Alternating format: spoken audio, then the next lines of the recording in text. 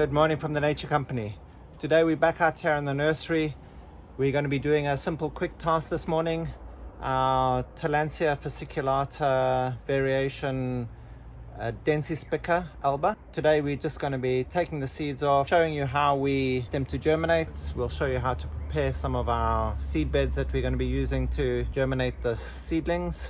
Okay, so this is what we're going to be using as our seed bed. We can also use wire baskets that we're putting shade netting into. So basically we're taking our piece of weld mesh wire fencing and just using the loose edges of it to basically stretch and sew on the shade net onto the wire mesh, and then we just bend it slightly to provide a nice shape that's going to hold the seeds without them blowing away too easily. If you find that the seeds aren't sticking nicely, they have got the fine hairs that they use to be wind dispersed, then all you do is you just take just a very soft piece of sandpaper and rub it up against your shade net just to make it that little bit rougher. That's going to allow the fine hairs of the seeds to stick to the shade net. You may find easier in a basket like this, especially if you're space limited, then you might want to just dampen your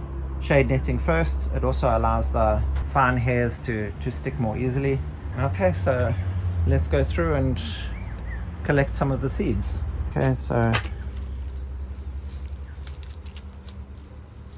you can just pull the seeds straight out of the seed pods.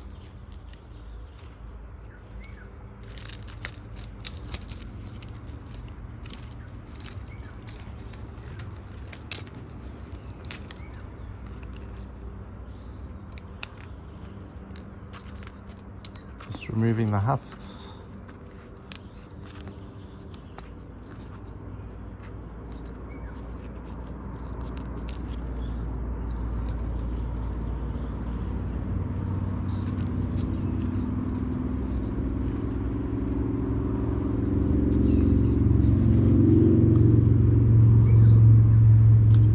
And with these Tillandsias, there's often 60 or more seeds in each seed pod, so you can land up with a large number of plants. It gives you enough seeds to play around with to see what's going to work best in your climate. So there we have some seeds already,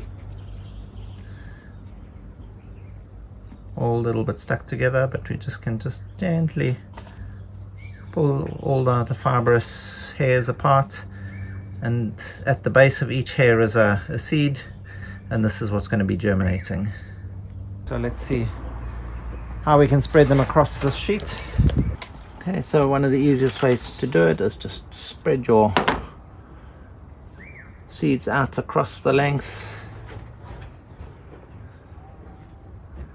and separate them out.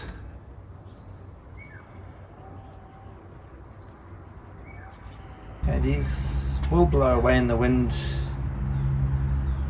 if you just leave it like this. Often I just give it a little spray just to stick them down. We'll show you that just now. Let me show you another way that we can do this easily and quickly. You can just go in, find the flower spike you want to cut off. The whole plant from which this flower spike has come is going to die, and all the new pups are going to take over. So it doesn't matter if we cut through it like that. So there we have our dead flower spike. We can just basically put that straight down onto our mat like that. And then we can start doing the removal of the seeds, and we can remove the seeds straight onto our seed bed. And then we remove all the scuff and the husk, because we don't want this to just hold too much more moisture and allow for disease or rot to set in.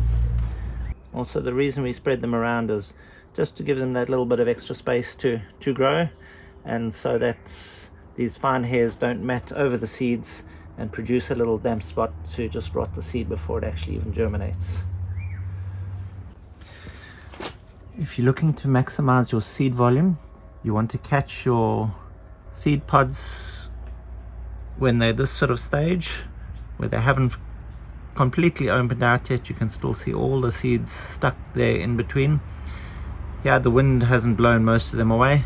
You catch it either here or just earlier as they're starting to crack open, and then you'll get your maximum seeds.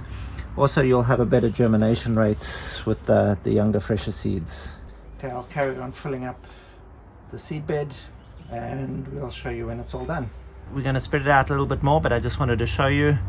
We want to do this on a calm day, out of the wind, because just a little bit of breath and we'll show you what happens. So those are all just going to blow away. The seeds are incredibly light and these hairs are really fluffy, and all your seeds will be all over the show before you have a chance to get them to germinate. And now we're going to glue these down. Okay, we'll show you how to glue them down easily. We've got them spread out, and now you ask me, what do I mean by glue? Here is our trusty garlic tonic again. And you see how they move even just with the movement of the spray, but as soon as we get them all moistened down, the hairs start falling through the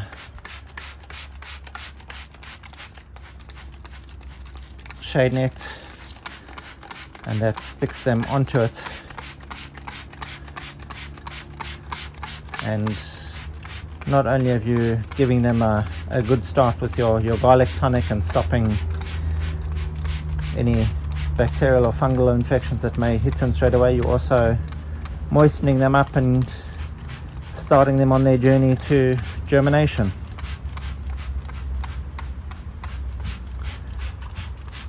The reason that we use the shade net is on just about anything else, the seeds being so small rot incredibly easily if there's too much moisture on them all the time. Whereas here the air will dry it out, just giving the seed enough time to absorb the moisture in from the spray that you're using, and then they'll dry out afterwards. So that will give them the perfect conditions to germinate and not allow them to rot. Okay, here on one of our Tillandsia walls we can see all the Tillandsia gynceas that have got all these magnificent seed pods all over them. So we're not going to be running in short supply of their seeds.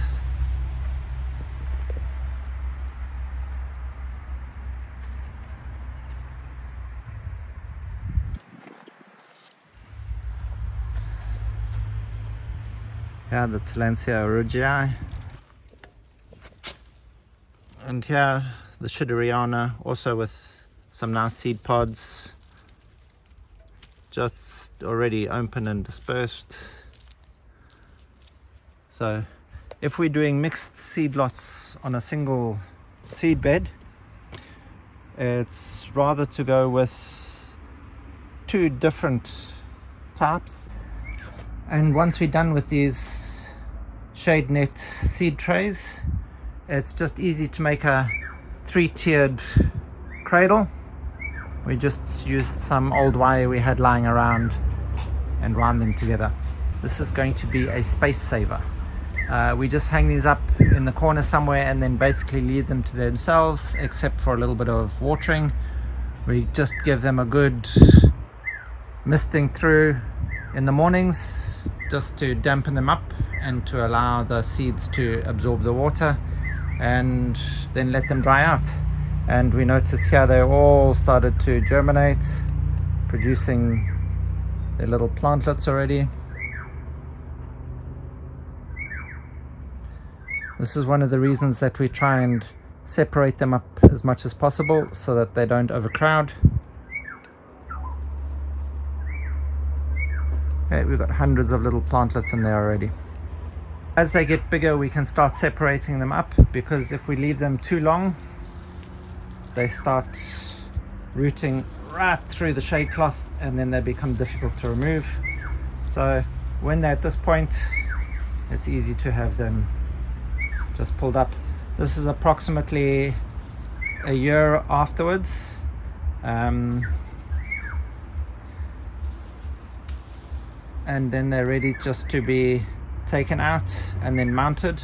They don't necessarily need the roots. The roots are just there for attachment purposes. So if all the roots do come off, it just makes it a little bit more difficult to tie it onto the mount, but it's still possible. These larger ones that are 2 or 3 years old, it starts becoming difficult. They're rooted all the way through, and now they're not so easy to remove. And of course, our huge big plants at the bottom here, these we just leave for our mother stock, and those are really not going to come off terribly easily unless we take off the pups.